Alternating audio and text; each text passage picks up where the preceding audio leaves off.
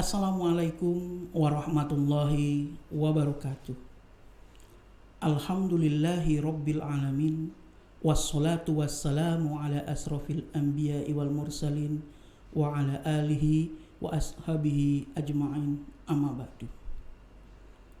Para pemirsa channel YouTube Islamic Center UAD dimanapun berada, Alhamdulillahi rabbil alamin.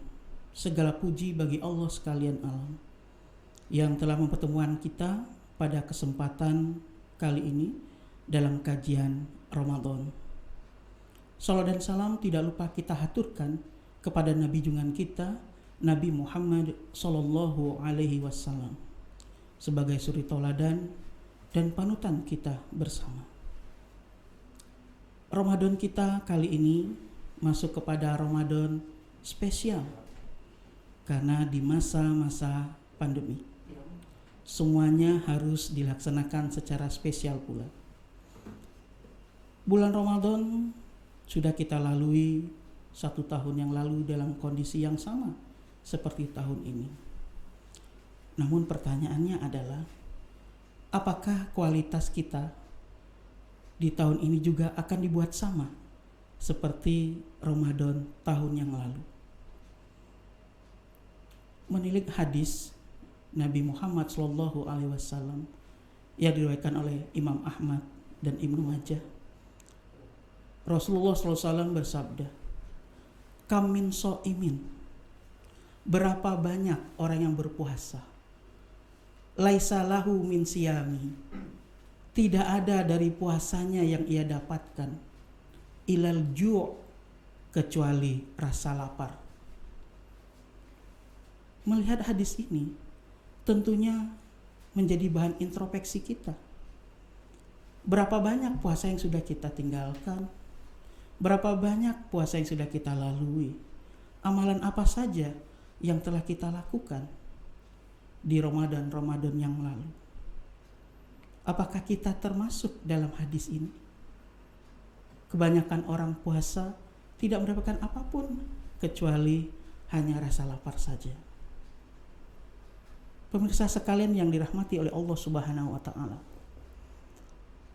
coba kita mengintrospeksi bersama-sama. Apakah ada kaitannya dengan surat Mujadalah ayat 11, di mana Allah Subhanahu wa Ta'ala berfirman, "A'udzu billahi minasyaitonir rajim. Yarfa'illahu alladhina amanu minkum wa utul ilma darajat." Allah akan mengangkat derajat orang yang beriman di antara kamu dan berilmu berapa derajat. Kita ketahui bersama bahwa puasa itu akan mengangkat derajat kita, sebagaimana Allah firmankan, yaitu la'allakum tattaqun. Allah angkat derajat kita kepada derajat orang yang bertakwa. Kalau kita melihat kembali kepada surat Mujadilah ayat 11, Allah akan mengangkat derajat orang itu yang beriman dan berilmu. Maka muncul pertanyaan, apakah puasa orang-orang yang dilalui hanya mendapatkan lapar saja itu tidak ada iman dan tidak ada ilmunya? Atau dengan kata lain, mereka menjalani puasa tanpa iman dan tanpa ilmu? Mari kita introspeksi bersama. Apakah kita termasuk dari golongan tersebut? Pertanyaannya, apa yang membedakan puasa yang diiringi dengan iman dan ilmu dengan puasa yang tidak diiringi dengan iman dan ilmu? Nah, ini menjadi pertanyaan kita bersama. Apakah ada bedanya? Tentu ada bedanya. Kalau kita sempat mendengar perkataan ulama kita, Profesor Hamka, orang yang memiliki iman dan ilmu itu berbeda.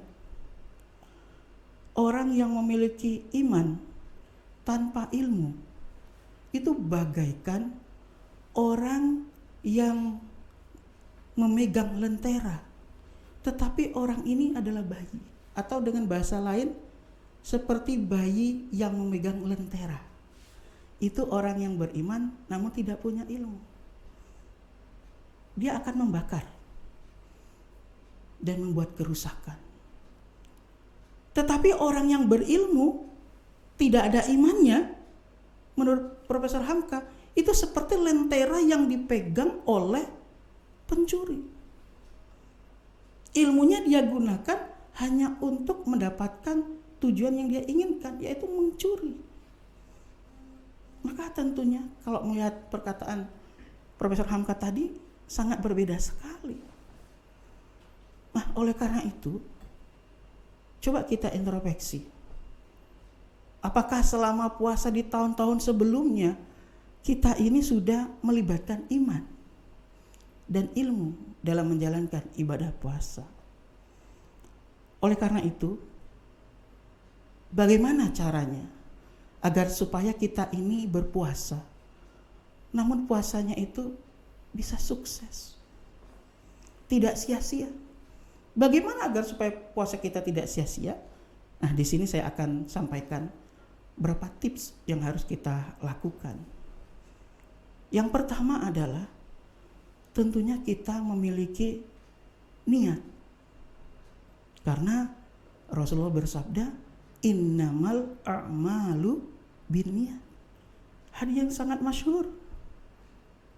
Karena ketika orang itu sudah berniat, maka yang lain ada al-qasdu.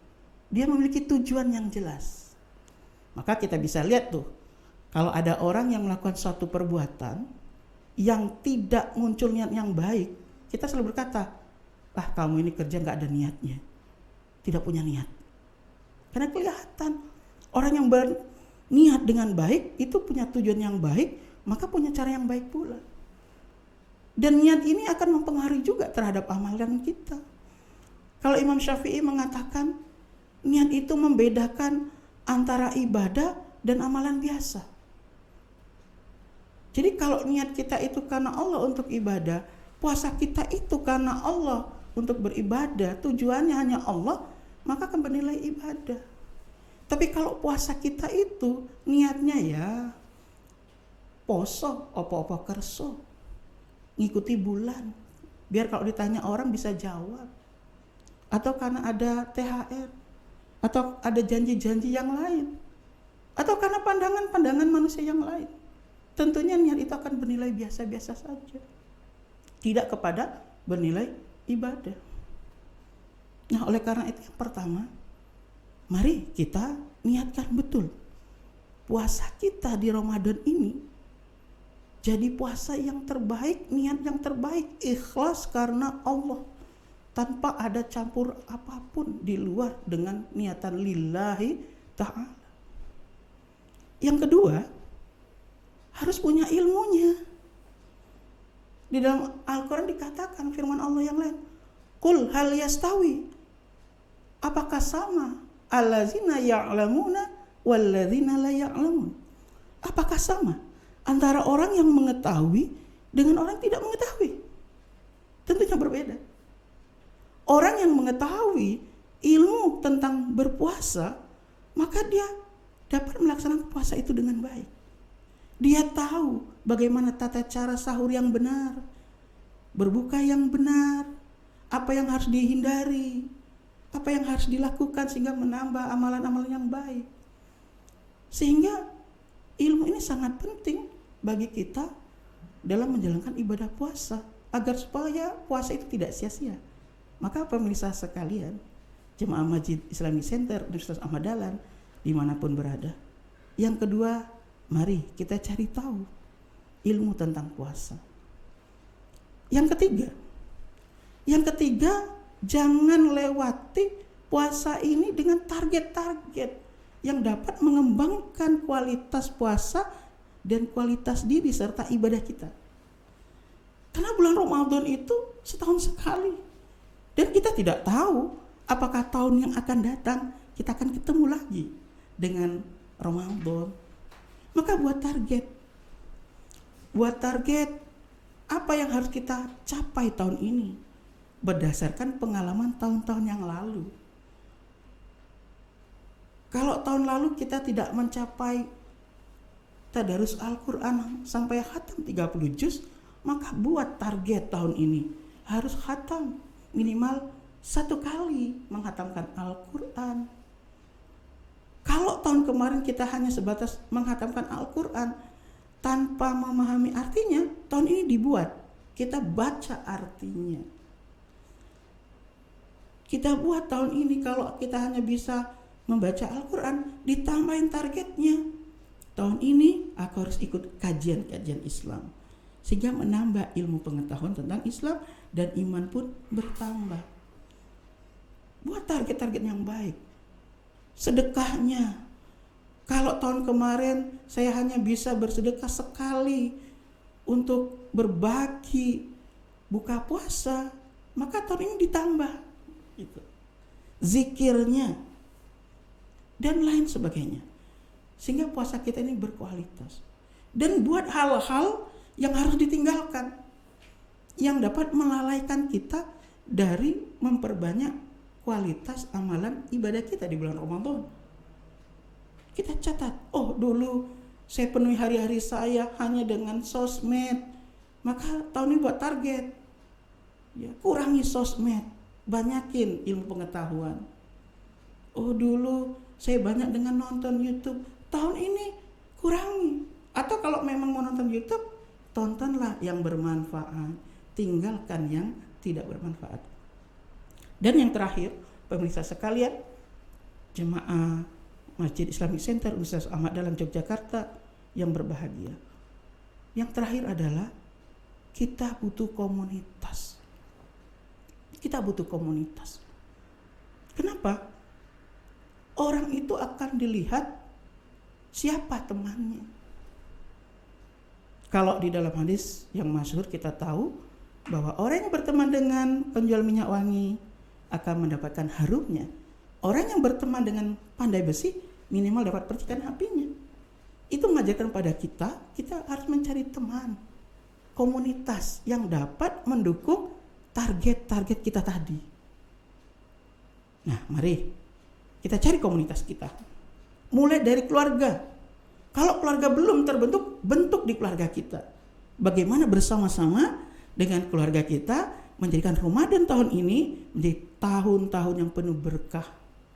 Karena kita tidak tahu apakah tahun yang akan datang kita bisa kembali lagi di Ramadan. Sehingga tahun ini kita ciptakan menjadi Ramadan yang berkah, yang sukses dunia dan akhirat. Pemirsa sekalian, demikian kajian kita pada hari ini. Semoga bermanfaat dan Allah selalu memberikan taufik dan hidayahnya kepada kita semua, dan Ramadan kita tidak sia-sia menjadi Ramadan yang berkualitas. Terima kasih. Assalamualaikum warahmatullahi wabarakatuh.